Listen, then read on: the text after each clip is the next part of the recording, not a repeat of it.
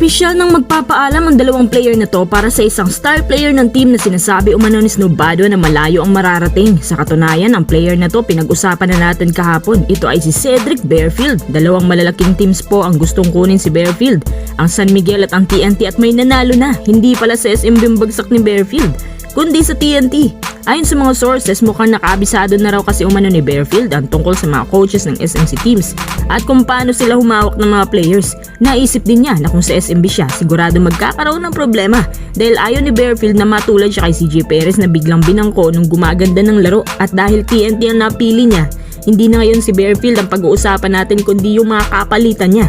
As in mga talaga, dahil dalawang tao pa lang ipapalit kay Barefield. Dahil nga mataas ang value ni Barefield, kaya si Ray ng Batak ang pinakaunang isusugal nila. Bakit silang Batak?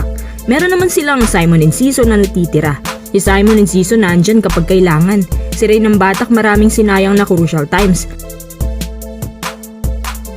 At ito nga yung eksaktong dahilan kasi maraming beses na raw na choke moment ang TNT dahil sa kanya. Bukod dyan, natunugan rin ang management na mukhang injury prone itong si Batak at mukhang dadagdag na naman sa mga injury prone players gaya ni RR Pugoy at Jason Castro.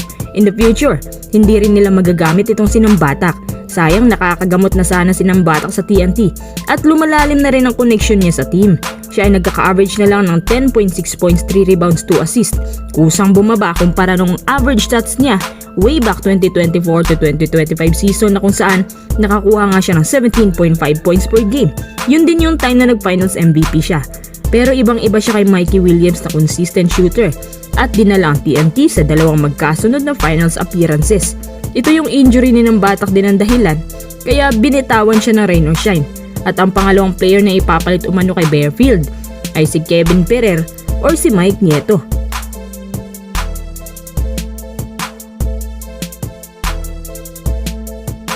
Pero si Kevin Ferrer daw magiging pain na finally pumayag ang Blackwater sa trade kasi meron lang silang instant big man na kapwa injury prone din. Kahit naman dito patas, alam naman natin na pumapayag lang ang Blackwater at number 1 farm team daw to ng TNT. Kasi ang SMC meron namang Titan Ultra at Terra Firma. Hindi naman kailangan itanong sa inyo kung ito'y patas ba o hindi. Ang trade proposal, hinahatid na sa opisina ng PBA at approval na lang din ang hihintayin. Tamang-tama si Barefield sa TNT lalo na kapag nagkasabay na napilay lahat ng guards. Siya din ang dahilan kaya in-unload ng TNT si Bosotros. At sa tingin ko, makakapagbigay agad si Barefield ng impact sa kanila kasi yan ang piniling lilipatan niya. Bukod kay Barefield, alam ko meron pang susunod sa kanya na mula din sa Blackwater.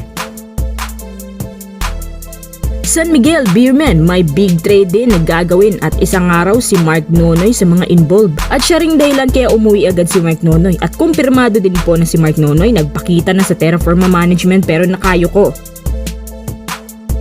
Parang meron daw itong mabigat na problema at may pinagdadaanan bago pa man magsimula Commissioner's Cup. So kaya pala, at nagsisi din lahat ng writers kasama na si Snowbado sa pag-judge sa kanya. Kasi nga meron pala siyang mabigat na dahilan sa pag-alis.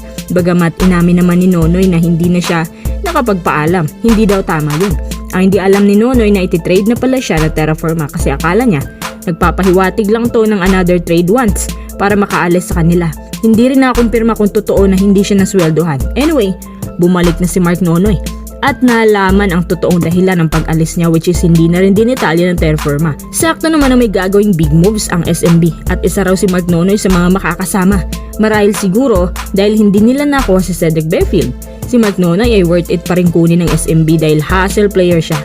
Kung kinuha nga nila si Kit sa draft, abay so much better si Mark Nonoy kaysa sa mga kinukuha nila sa draft ngayon. Si Mark Nonoy playmaker, hawig konti ni LA Tenorio sa playing style. Drive niya si Jason Castro talaga. Bukod nga raw kay Mark Nonoy, may mga players pa raw mula sa independent teams ang mapipili na kunin. At umano maraming players din ngayon ang may involved sa trade at ngayong conference daw yan mangyayari habang bukas pa ang trading market. Sino-sino mga players pa kaya ito?